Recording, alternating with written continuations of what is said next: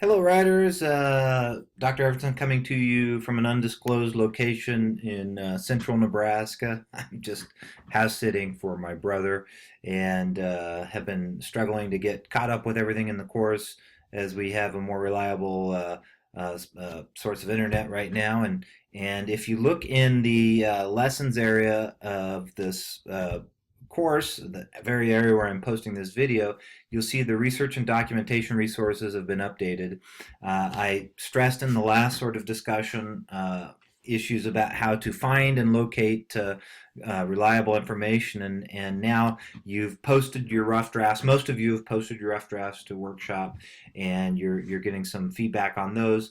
I'll try and provide some feedback as well on Monday. But as you move towards doing the final revisions of your draft, the literature review obviously it's an important component is coming up with those 5 scholarly sources, writing about them, and then citing them correctly. And so that's what we're going to be talking about today with APA citation. And in the handout that I gave you, you'll notice that there's just a general overview of the concept here where we have in-text citations and we have citations at the end of the text in the references page. And I'm going to go over some of these examples with the student samples here in just a second. But you'll notice that I've provided, I know it's an overwhelming amount of material, and I've also thrown a lot of these scanned pages and things from other documents. That's the way that you have to work with APA. You have to use a reference book, and every time you go to do your final paper and you're trying to figure out, well, I've got 4 authors here. Do I spell their names out? Do I use their initials? How do I cite them in the text itself versus in the works cited or in the reference page at the end? All these sort of things. You have to go back to these references. So some of these references may or may not be helpful to you. You can look stuff up online as well. But what I'm trying to do is provide you a wealth of tools that can help you when you come up with a specific question. You're not going to learn all these APA rules or MLA or any other citation system. You just have to apply the rules as they occur and look them up and know how to look them up in the references. But what I've tried to do in this this overview here are the areas that, from my experience, students have struggled the most with, including things in APA such as with dates, title format, page numbers. We've had a lot of struggles with page numbers over the years. Internet and electronic sources, how you cite those versus more typical articles and book titles. What do you do when you have a long quotation of more than 40 words? And then how do you handle title format and other things like that in the works cited page? So there's written discussion and documentation, as you can see on the page here in your lessons area, that go over all these various sort of highlights of areas that students sort of struggle with. What I'm going to do now is open up some of the student samples and the APA sample papers, and we'll go over some of these specific elements through those examples directly.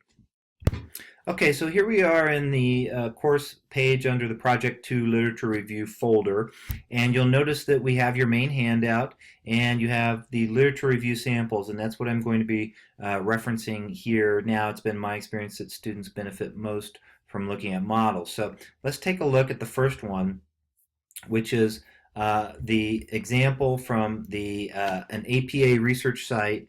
And what I like about this sample is that it shows both how to conduct a literature review, and it has these nice little sort of running commentaries on the side that illustrate how a final APA document should look. And so as you look at this, you see how the paper is sort of represented here. It has the running head, it has the title page, it has everything formatted so that when you turn in your literature review on Thursday of next week, this is basically what it should look like. This is the basic formatting. You have a title page, you have an author note, you have commentary on the side for this model document for you to look at. There's an abstract. An abstract just basically summarizes what happens in the rest of the report. You generally write your abstract one of the last things you write after you've completed your report and you're trying to signal to your readers what's contained in this report. As you can see in this case, you have a very focused research question. Can medication cure obesity in children? We're not talking about exercise. We're not talking about diet. We're focusing in on the scholarship, the medical scholarship particularly, that has been written in the last several years on this topic about if you give a kid a pill, a kid, and not just adults, but kids, if you give children pills, do we find that obesity levels are lowered? And that is just a review of the articles that have been written about this. And what you'll see is in this introduction, there's a setup, there's a title, an APA format. You just have your title on your main page.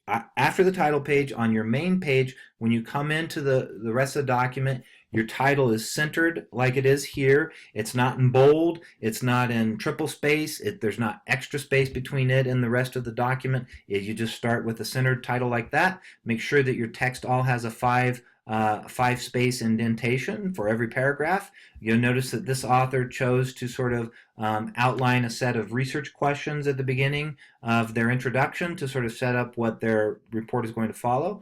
And then as we go through, you see how there are these headings that divide up the paper exactly into this sort of structure, the 1, 2, 3, 4 questions. Each subheading or heading is in proper APA format, and there's actually rules for this, but we won't go into that right now. Levels of heading, and then you'll notice that each section sort of deals with that specific question. All right, so here we have APA format, and you should notice right away there's information being shared, and you have your in-text or parenthetical citation. So in this case, you have a corporate author or organization that is providing this information. Henry J. Kaiser Family Foundation. We have the date, always in APA we have the date, and in this case we have some specific information that's being shared. So there's a page number that's included. If it were more general information from the source, you wouldn't have to include the page number, but anytime you have a direct quote or you have direct evidence or you're citing some specific information that a reader or researcher might want to go look up on themselves to either verify the information or continue their own research, you have to include that information. And then then you'll notice that we have a second source here, researchers Hoppen and Tavares, 2004, and now we have no page number, we have no additional information, we don't even have anything in parentheses other than the date, but we have those authors written about by the author of this paper in the sentence itself. So if you include information about who your researchers are in the sentence itself, you don't have to include those authors' names in your parenthetical citation. And that's the way this system works. In every case in this first paragraph, you should be able to go and find this additional information by looking for this information at the end of the paper in what we call the references section. And we should look for this information under Henry J. Kaiser Foundation, because that's not a specific author but a corporate author, or the Hoppen and Tavares. So let's go and look at the end of the paper and see if that's where we find this information. Okay, Hoppen and Tavares. Now notice we're in the references page here. So this is at the end of the paper. One of the things I try to stress in class, and I stress in that handout, is whatever appears in those parentheses in the text itself has to exactly coincide with what's in your reference page. So I know to look up Henry J. Kaiser Foundation because that's the language that was used in the text itself. Not the role of median childhood obesity, not the URL, not the date, but Henry J. Kaiser Foundation. Alphabetically in that list in the references page, I know exactly where to look. Hoppen and Tavares, right? This is exactly where we're supposed to look, right? So in alphabetical order, that's where students oftentimes screw up APA or MLA or all these other citation systems. They don't include the exact title or author that links what's in the body of the text itself with the reference page at the end. They have to match, right? And so that's important. And then we can just go through the examples throughout the rest of the report here. A couple of sort of things I would point out to you. Let's see. You have Carmona here listed as another author. In this case, no specific information here, and it's just listed as Carmona. You could look that information up at the end. You have Yavanski and Yavanski, 2002. See how every case that there is a new source or author that is cited, you include a date. And that signals to the readers, I'm on a new source. This is a source from 2002. APA puts a lot of emphasis on currency or how current the information is. So you have the date. Here you have a specific direct quote anytime you have a direct quote, you have to have a page number from that source. If you don't have a page number because it's an electronic source, there are ways to handle this, and I'll show this to you by looking at a student sample here in just a moment. Um, okay, notice that you can, as they describe here in the external remarks here, you can do things such as cut some of the quote, but you have to signal to the reader that you've taken out some of that information and use the 3 dots that are the ellipses. If you change the language, you would use brackets. And so basically, that's the basic structure here. Hoppin and Tavares, weight loss drug section. See, here is one where you have a specific example from a source. You have potential for abuse as a quoted piece from this larger report, and then you have Hoppin and Tavares, and you've got to help your reader know where to find this information. It says, but it's in some sort of source that doesn't necessarily have reliable page numbers.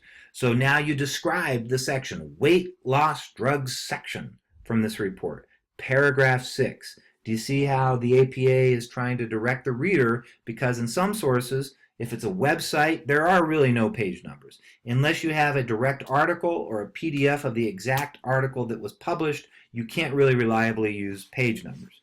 And it goes on. I would say a couple other things about maybe the distinction between what we're seeing here in these sources in the book itself, or I'm sorry, in the report itself, and what you see in the references page at the end. So you'll notice Yavansky and Yavansky here, right? You'll run into issues with multiple authors. These are the rules that are sort of tricky. In your text, it doesn't have a whole lot of information about this. So one of the scans is from a text we used last summer, last semester, last spring actually, the APA documentation style, and you'll notice it goes into a little bit more detail. If you have an individual author versus multiple authors, and many of you will be citing sources with multiple authors. What if you have 1 to 5 authors? Okay, you have to cite every one of those authors in the text, and then from there on after you can use et al. But if you have more than 6 authors in the first reference in the text, you cite them all. But from there on, you can use et al. So and then in the works cited, you always include all the authors.